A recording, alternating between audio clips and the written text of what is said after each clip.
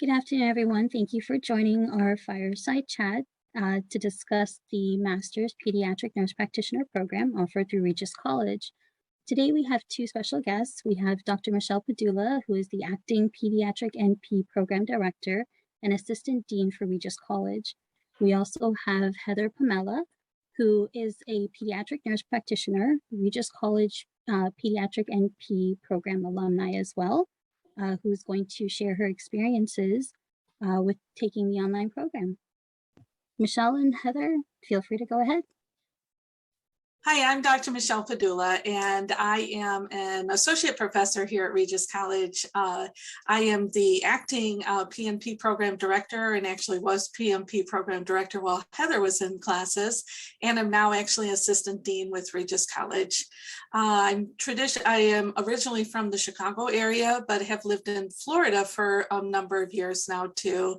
Pediatrics has always been my dream, and it has been all that I've worked in for 36 years as a registered nurse, as a pediatric nurse practitioner, became a preceptor, became a professor, and now have moved into the assistant dean role then too. So, and I'm very proud to introduce Heather Pomella as one of our Regis alums here. Thank you, Michele. It's so nice to do this with you. And thank you, Alicia. My name is Heather Pomella. I'm a pediatric nurse practitioner at Boston Children's Hospital with the Department of Neurology, and I work on the inpatient epilepsy and neurology services. As Michele and Alicia have said, I am a Regis College alumni. I graduated from the PNP online program in 2019, and I have always worked in pediatrics myself. My RN career, I've been RN now for almost 8 years, and all of it was spent mostly in pediatric primary care before I became an NP, and I actually moved into an acute care role where I am now, and I've been a nurse practitioner for actually a little over 2 years to the day. On November 5th, 2019 is when I started my job, so we're now at November 8th, 2021. So 2 years in the making. And I absolutely love pediatrics. I don't think I will ever leave pediatrics. You get to see something different every day. You get to have fun at your job. You get to be goofy, and you get to have a lot of fun with exams. So thank you guys for letting me do this today. So Heather, you know, Alicia and I can certainly speak to all of our candidates and let them know how exciting it is to be a part of our program and some of their time commitments and that type of thing, and our educational experience too. But it speaks volumes to hear it from somebody that's actually been there. So could you share a little bit of that information with us, please? Yeah, so when I attended the program, I was an RN at the time, and I was working full-time, full 40 hours. And I was not able to drop that, but I knew I wanted to become a nurse practitioner. And so I set out to find a program that would allow me to continue to work full-time, but also be able to fulfill my dreams and become a nurse practitioner. And that's when I came across the Regis College online program. And I noted that they also had a PNP program, which was very special to me. I loved pediatrics, and I did not want to end up becoming an FNP. Not that that's not a great perspective as well, but I wanted to make sure I stayed in my specialty. So I was able to find the Regis online program. And I noticed when looking at the curriculum, it had everything that I wanted, but also allowed me to work at my own time and still be able to continue my full-time working. And so when I entered the program, I, of course, was a little worried to make sure that I was going to be able, to handle all of that. And I was able to. The professors really work with you. You have everything is really laid out in front of you. You have the whole syllabus right away, right at the beginning. You can see when everything is due. You're really allowed to, have your own time management, and it tells you when everything needs to be prepared, when you need to get it done. You have professors at your fingertips, literally. You can email them and they answer you all the time, especially Michele. But you would get a response right away if there was something you weren't sure about, or you have to, submit something, but maybe it was going to be, you were thinking it was going to be late, but you could talk to them about how you could make it work best for you. And so it was really nice to have that all laid out for me. And I was able to, work around my work hours and still get my coursework done, and always have the availability of jumping on to open office hours with one of the professors if there was something I was concerned about, or, if I didn't understand some of the content, they were always there to help you out. So it was really nice to be able to find that balance. And it was something I was worried about, but then once I got into it, it was able to work out, and it was really great. Thanks, Heather. I think that helps tremendously to hear it from you. So is there any situation or any challenges that you feel that you had to deal with that you didn't plan for? And can you share with us how you overcame that? And then maybe some of your favorite memories or things that maybe you decided you don't want to remember too from our program too. So yes, so definitely nothing that I don't want to remember. Or just being in school, I think, of course it was a lot, but in terms of some challenges that I encountered, so I had actually finished all the coursework before I finished my clinical hours. And I think I was one of the first students that had happened to. So it was sort of like, what do we do with this girl that's finished all the classwork, but still has hours to do for clinical? So thankfully, I was able to work closely with the school to do an extended semester that was just for the clinical hours and did not require, there was no coursework to be done because I already did all the coursework. So I continued to do my regular clinical hours and filling in all the online forms and all of that and going to clinical a couple times a week to be able to fulfill my hours. But that was something I definitely didn't expect. I also had to actually extend a semester as well besides that. I had first set out almost like a full-time track, but then ended up peeling back a little bit, mostly just because the clinical hours and things like that were building up a bit and I had to just maintain balance. And again, I was able to work with one of the advisory members, and she was able to help me out with how I could set up my schedule where I took one course and then also did the clinical hours at that time.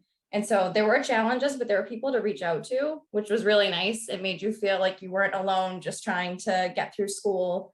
And when you're in an online program, you don't necessarily have the availability to walk down the hallway and go to, an office for help, but it's almost the same thing. Regis has somehow managed to set up this like virtual, support group where there was someone from the advisory council that I could reach out to as if I was walking down the hall to someone's office. There was a professor I could reach out to and say, listen, I have to extend a semester. I'm only going to take one class this semester. So I was really able to adapt and be able to overcome those challenges based on the support that was available.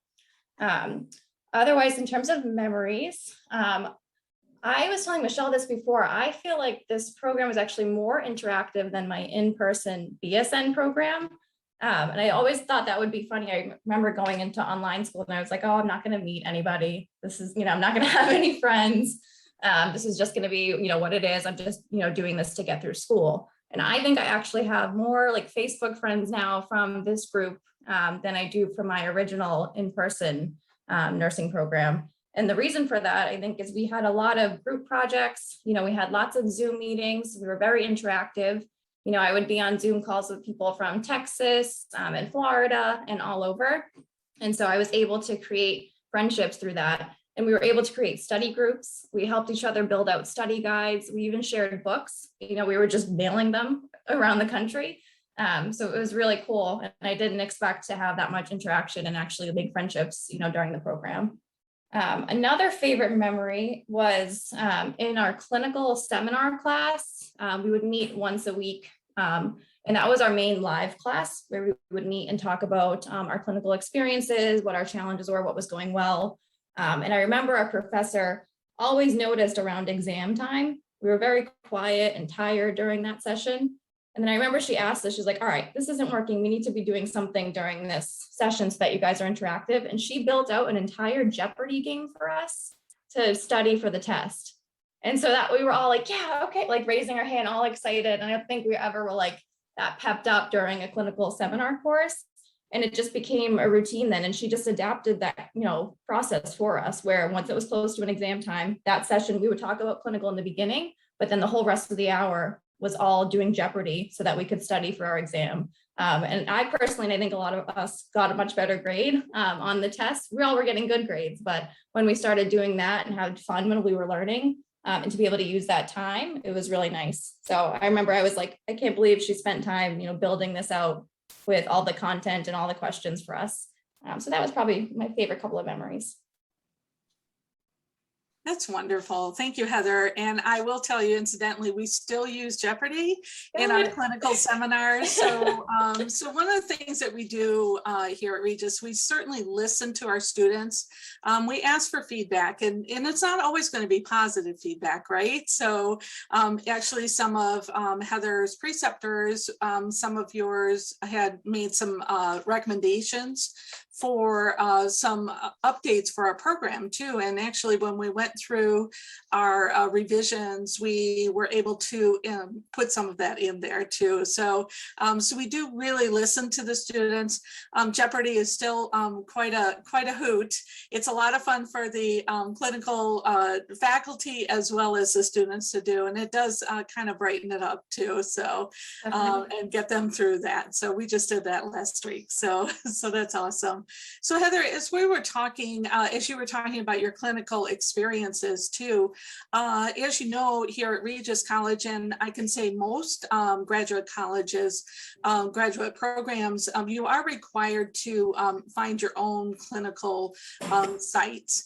Part of the reason for that, quite honestly, is so that you can network with those in your area also too, because you are moving to a different level, a more professional level of nursing too. And so that's where that helps for that. So could you talk to us a little bit about your, if you can remember that far back, your clinical experience and maybe some do's and don'ts that you might have for that too? Definitely, yeah. So I had 2 clinical sites. So we had to do 600 hours in total. I did 500 in primary care, and then I did 100 specialty hours. And I had 2 different preceptors for both of those. So the way I found my first preceptor, I was working at a primary care office, and the physician I was working with was married to another physician who worked and ran another practice. And I had known, I mean, I was going to take any clinical site I could get, but I really wanted, they had offered me to do clinical at my current primary care job, but I already knew that population really well. And I, of course, would have taken it, but I really wanted to, get to know a different office a little bit and get to know a little bit of a different population. And so I had asked the provider that I was working with at that office if she could talk to her husband and see if he would be willing, or anyone in the office. I wanted to definitely meet with the nurse practitioner. I knew they had a big nurse practitioner group there, if they would be willing to take on a student. And so she did, and he agreed and had found a nurse practitioner. It was at Lexington Pediatrics where they had agreed to take me on. And I initially was with another preceptor who I actually had never even ended up meeting. There was like a family issue, so I couldn't be with her. And I got this email that, this woman has a family issue. We don't know who we're going to be able to place you with. And so I had a mini heart attack. And then a few days later, the preceptor who I spent 500 hours with was just absolutely amazing, had said, you know what, I wasn't going to take a student this semester because I just had one for a while, but I'm going to, I'll take her on because she was already set up to come here. So I was so grateful.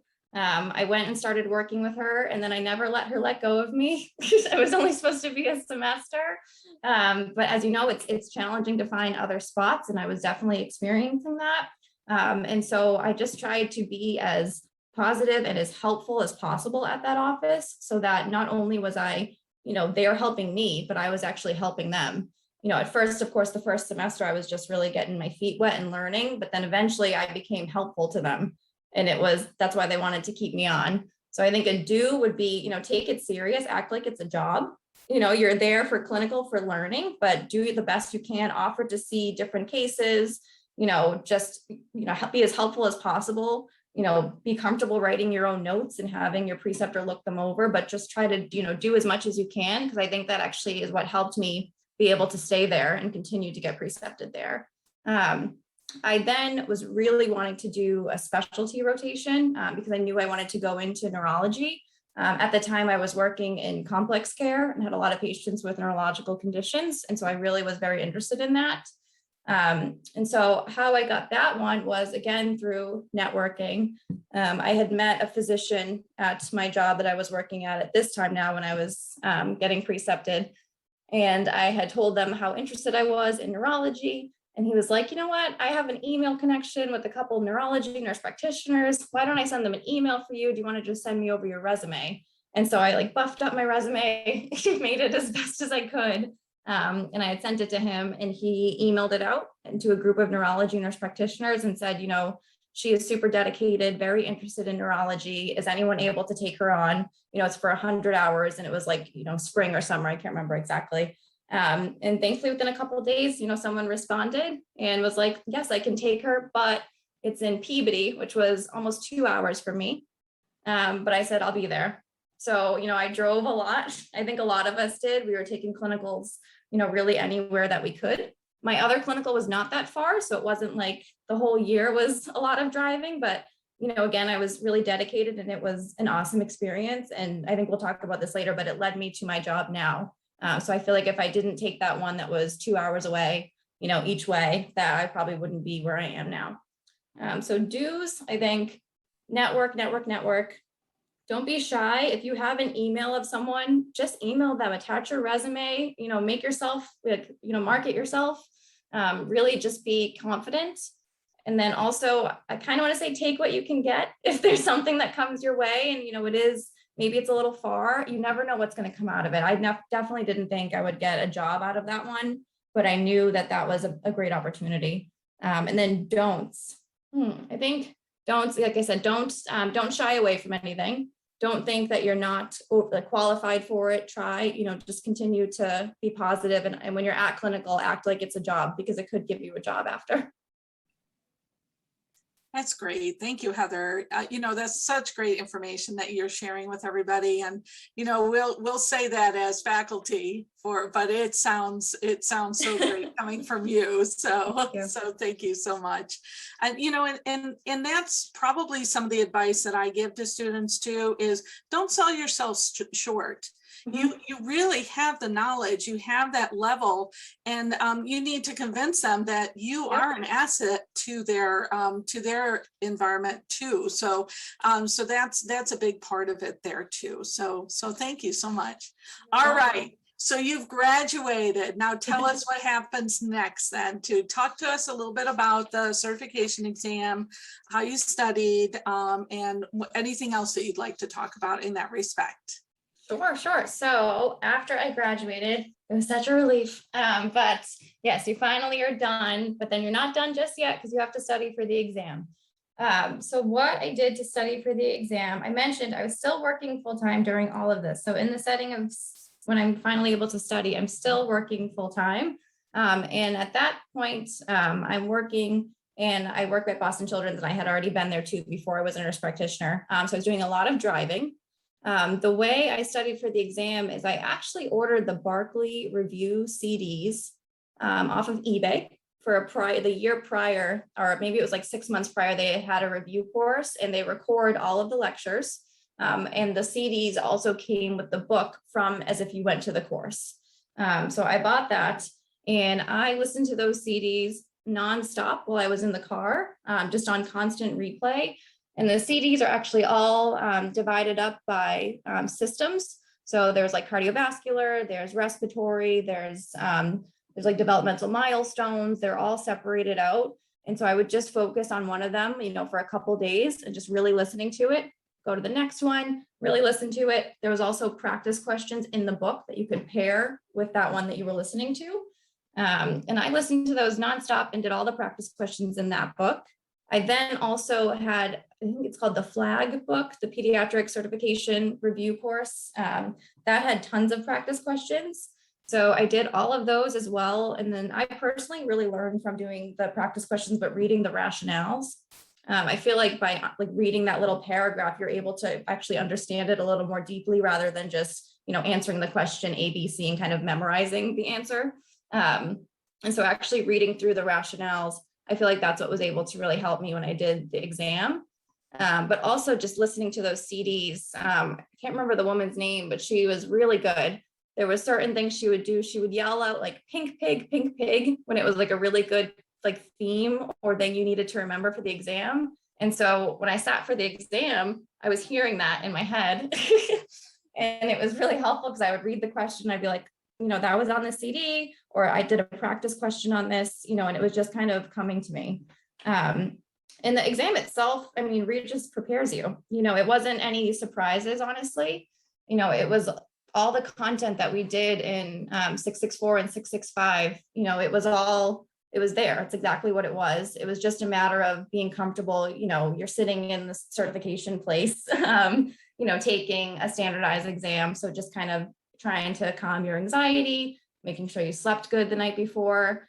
I think I tried to eat like a healthy breakfast, like a banana and a yogurt and stuff, and made sure that, I didn't go there on an empty stomach. But yeah, I think really doing listening to those CDs and doing those practice questions was really helpful to me. Of course, there's multiple different ways to study. So I think it really depends on what your style of learning is, and what your ability is. If you are trying to balance, I have a kid now, but I did not have a kid when I was in school. And I know plenty of the girls that I had worked with had, a couple of children and they were trying to study. So you really have to find what works for you. And for me, I had a lot of study time when I was sitting in traffic. So, listening to those CDs on repeat was really helpful for me. Great. Thank you so much, Heather. That's such important information to hear then too. And one of the books that you mentioned, the Silbert Flag book, Yes. Which is a review book, it's actually required reading for our students. So they actually get very comfortable using it in 664 and 665. The rationales, like you said, reading that, we actually set up our exams very similarly to the certification exam. So it's more practice for you that way too. And I think that's why I felt comfortable with it, because it really wasn't, I didn't feel surprised when I was taking the test. I think, and I remember the RN exam, I don't remember it too well now, but at least what was also helpful about this is the PNP exam, it's in your specialty. Whereas when you did the RN exam, however long before you sit for this one, you had all different questions from all different age groups, all different types of diseases. And this one is very specialized to what you've been studying for. It's all about pediatrics. It's all pediatric focused questions. And so that's what you've been doing, for the last couple of years as you're in the program. So it really was nice because I did not feel surprised or taken back. Of course, there were parts that were challenging, but there also, it kind of went up and down like this. You'd get some like really, higher level questions, and then you get like a little bit of a break, and then, it'd kind of go like that. But yeah, I felt very well prepared for it. Great. And that is something that Regis, what we do, if you remember, Heather, we talked about that in the clinical seminars, right? Yep. One of the weeks we actually go over what the PNCB exam is, how to find the test blueprint for it, how they decide how to make that exam through the job test analysis, and different information like that. So students do get this information through their education with Regis College then too. We actually now offer study guides throughout each of the weeks. Each week we have a study outline for our students in the PNP program. And we recommend the students to work together, like Heather was saying, work together as groups and have everybody fill that out based on their readings then too. And then at the end of it, then they have this huge packet of study guides ready to go. So as Heather's mentioned, everybody's a little bit different how they learn. So some are auditory learners, like Heather sounds very much so that she is that way. And that worked well for her, especially since she had such a long commute too. So whereas others may be more visual then too. So everybody needs to find that and then work on that. And studying really begins not when you finish, but really when you begin the program too, to get those excellent study habits and get through it that way too. So wonderful. So I think that pretty much covers our study guides and that information. So Heather, now let's talk about employment, because that is the reason, right? It is, yeah. For your advanced practice nurse, and you've decided that you would like to become a PNP, and obviously you would like to use that degree, right? And Definitely. Your licensure. So talk to us about that. Yeah. So when I set out to be a primary care nurse practitioner, that is what I thought I was going to do, primary care. And that had been my plan. But then as I was in my role, I was working at Boston Children's in the adolescent clinic, and I was it was primary care primarily, but I was working as the complex care nurse coordinator in that role. And that is where I became absolutely obsessed with neurology and all the neurological conditions. And so, as I mentioned before, I set out to get a specialty clinical in neurology. And so when I was doing those hours, that was my last clinical. So I was already starting to look at what jobs were maybe available because I was doing my last 100 hours. I was starting to think like, I'm going to graduate soon. What am I going to do? Where am I going? I didn't have anything set up at the time. And so I started looking at the children's website that has all the jobs listed. I knew I was not going to leave children's, and I still plan on probably being there forever. So I wanted to find a nurse practitioner role there. There was not one in the clinic where I was working. It was already, they had 3 awesome nurse practitioners there that had already filled those roles. And so I knew that I could continue working there, but it would still be in my RN. And I really wanted to start working as an NP as soon as possible. So I was looking on the website and I saw a job listed for an inpatient nurse practitioner in neurology and epilepsy. And I was like, oh, I'm not qualified for that. I was like, I've never done acute care. I've never done inpatient. I'm getting my certification in primary care, and that's what all my background is. My preceptor in neurology, who was with me at the time, said, you are going to apply to this job. And she was like, you want it, right? I was like, well, yeah, that sounds awesome. Like, it's what we've been doing. My clinical was all outpatient. So we had been seeing all neurology patients, but I hadn't done inpatient hours. And she was like, this is awesome for you. She was like, I think you could do it. You've been working with me for the last, almost 100 hours. You're doing really great with your neurological assessments. You feel really comfortable with these patients. You're excited to learn different things each day. And she's like, just go ahead and apply. And so I sent the application and I put a cover letter, talking about how much, I was interested in neurology and how I really wanted to, to be given an opportunity. And I also acknowledged that my background definitely wasn't what it said on that, job list. It said must have 4 to 6 years, experience inpatient, must be a PNP for 2 or 3 years, all these different things that I was like, I don't really necessarily fit into any of those. But maybe they'll give me a shot. And so thankfully, my preceptor had also put in a good word for me, and I was able to secure an interview. And that's where I had to sell myself, because I knew that these NPs that were on that floor that have been doing this for a long time in inpatient, we're going to look at someone who was coming from the primary care outpatient world to be a little skeptical if she could handle, the inpatient world, and also being a new nurse practitioner.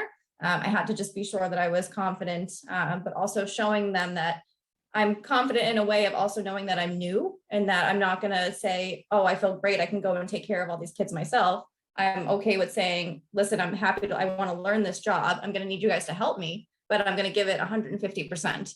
I just need the opportunity, to get in the door. And then if you guys can work with me, and, they built out a whole orientation for me when they did end up deciding to go with me. And they were able to, to take on a new nurse practitioner. And some of the NPs that I work with now, actually, we just recently hired someone else. And the NP that I work with, who she had at the time had been there already 16 years when they were interviewing me, and now it's a couple years later, she said now she's no longer afraid of new NPs.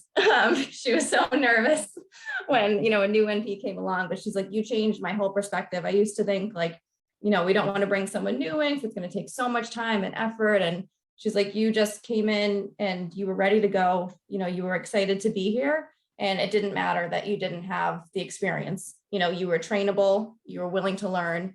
And they really liked that I asked a ton of questions, and that I wasn't shy to say, hey, I'm not comfortable with this. I've never done this before, and now some of those things that I said that before, I've done it hundreds of times. I just needed those first couple of times of it was like, first they would show me how to do it, a couple of times. Then I would do it with them next to me.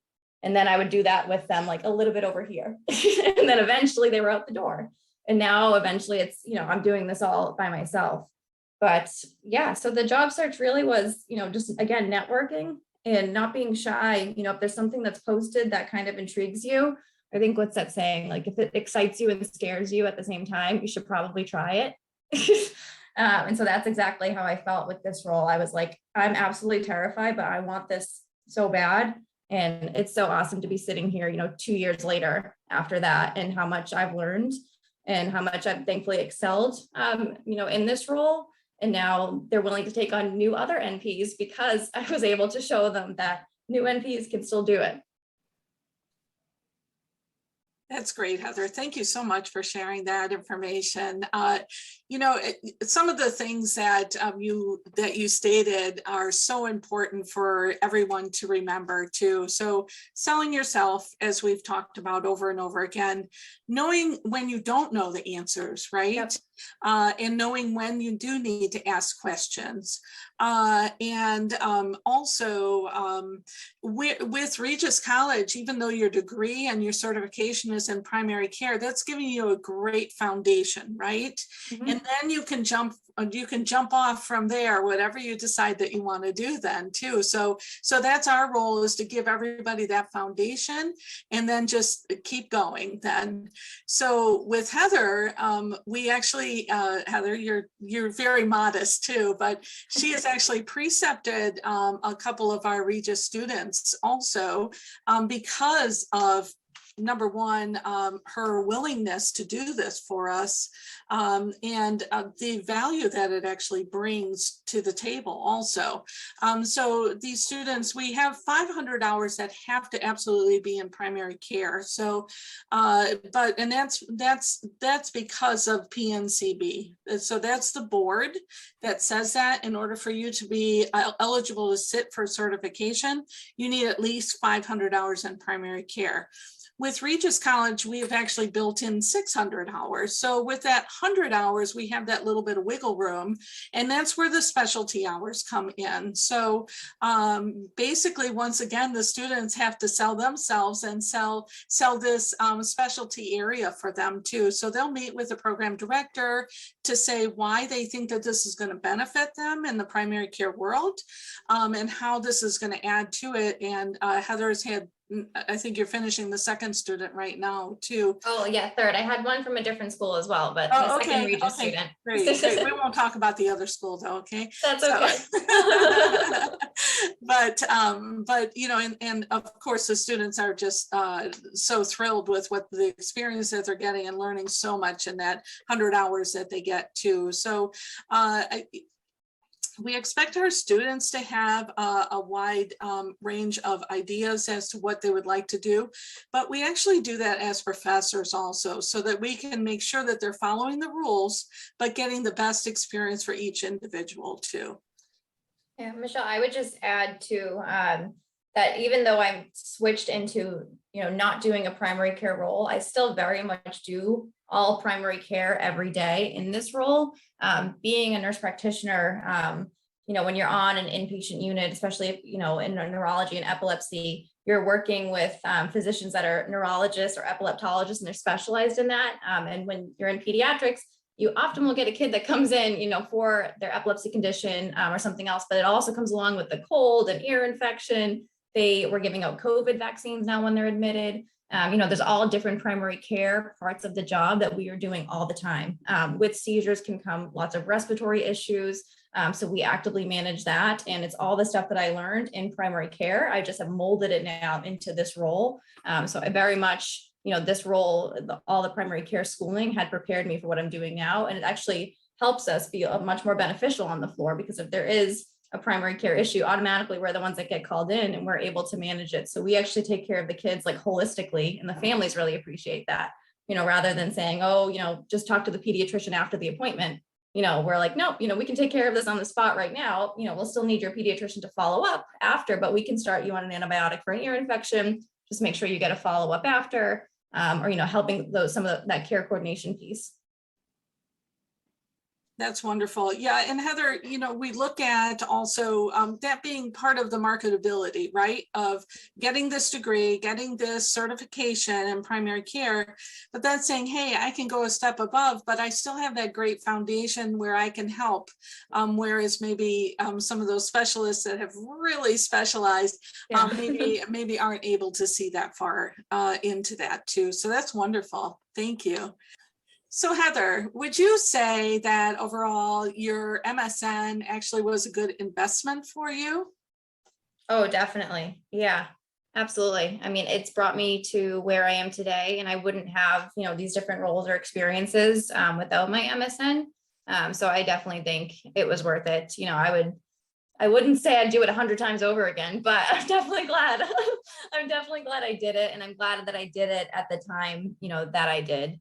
And that I was able to do it, through Regis and through the online program, because I was still able to do a lot of other things, and still be able to, like, as I mentioned before, be able to work and take care of everything else that I needed to do.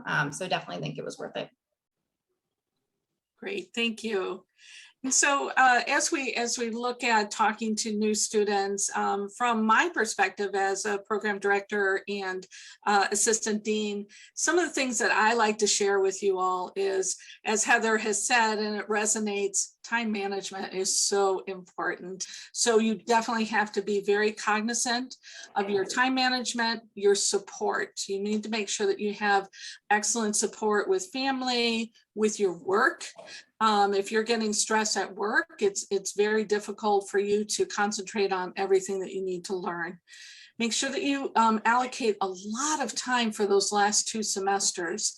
Those last 2 semesters where you're learning everything about pediatrics, you have to dedicate that time. You have to allow that information to sink in and then apply it, and then allow it to sink in again and apply it. And it's so very, very important in that respect too. You're putting the investment into this education. So make sure that you're using all the time and all of your resources available to get the very, very best out of this. And we're here for you every step of the way too.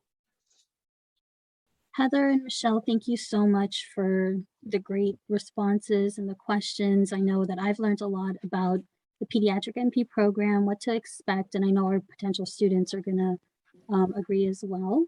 So we did have a few questions that came through. And so the first question I have, what would you do if a parent complained about the health care a child was receiving in your healthcare facility? Absolutely. So I would first just take the time to listen and let them express themselves, and not really, say much at first, just let them kind of get out what they needed to get out. And then I would validate, their concerns. And then depending on where I was, so in the setting where I work, we actually have a department that actually is able to help us with that, called our patient relations department, where they partner with us and with families to be able to talk through, difficult situations, or, they're able to talk with the families and allow them to express themselves of, what was it that they were upset about? Maybe there was lack of communication, what were the barriers and what caused them to be upset? And then at times we may have a meeting, with the family to talk about how things could be better next time, or like advice that they have, if there was something, if it was a specific person or specific thing that had happened, just allowing them to talk it through and really trying to not take anything personally, and just think that, by talking it through and allowing them to express themselves, you're only going to help the next patient, because, sometimes things are going to happen and families might get upset, but all you can do is learn from it and really just validate them, apologize respectfully. And then depending on if it escalates in any way, always bringing in, leadership, or depending on like nurse director, you can kind of go up the chain if needed, if it's not something that you were able to address yourself. But if you ever felt uncomfortable, always, letting the next person know who maybe would be better to take care of that situation, but letting them, talk it out and just being open with them and, apologizing. Sounds great. So it sounds like there's support within your employment as well for situations like that as well.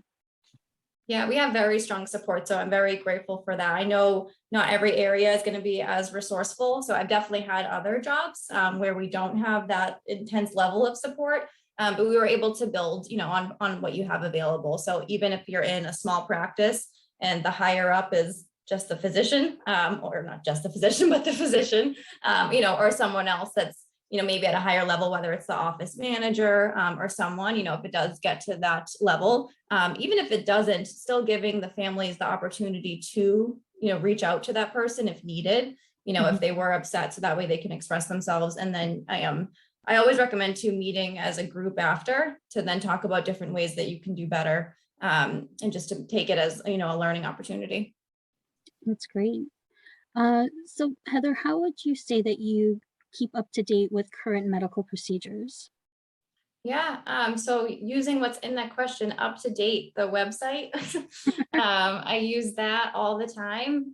That's definitely it's at our fingertips at work. We're always accessing it to look for dosages or, different studies that have come out, different recommendations. We're always using up-to-date.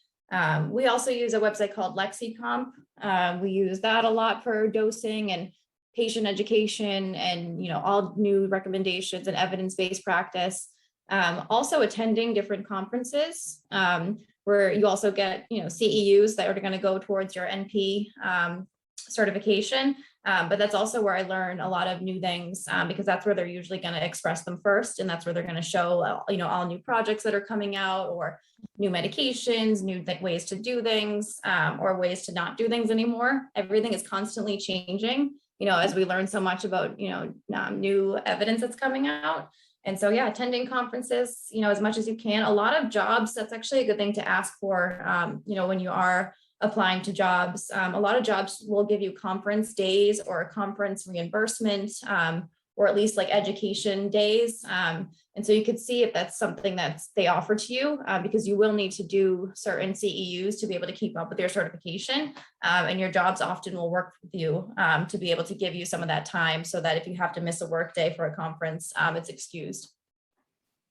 Sounds great. And that with nursing, we all know that it's always changing. There's always new things to learn. So it's definitely good to keep up to date with as much as you can. And it sounds like there's some great avenues for that. So it's great to hear. Thank you for that. The next question I have, how do you gain respect and trust working with physicians and other members of the healthcare team? Yeah, great question. So, I had to do that from the very beginning, when I first got my job. And I work in an academic medical institute. So we have lots of rotating people coming in and out.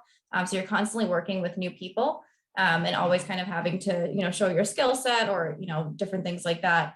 And so the way I feel like I was able to build trust with the people I worked with is, again, by when I was new, asking lots of questions, showing my sincere interest, always asking if there was ever like a unique or like something weird on the floor, a case that I hadn't seen before, asking if I could tag along, so that way, if something did happen again, I was like, oh, hey, last time I remember I saw this, I know how to do this.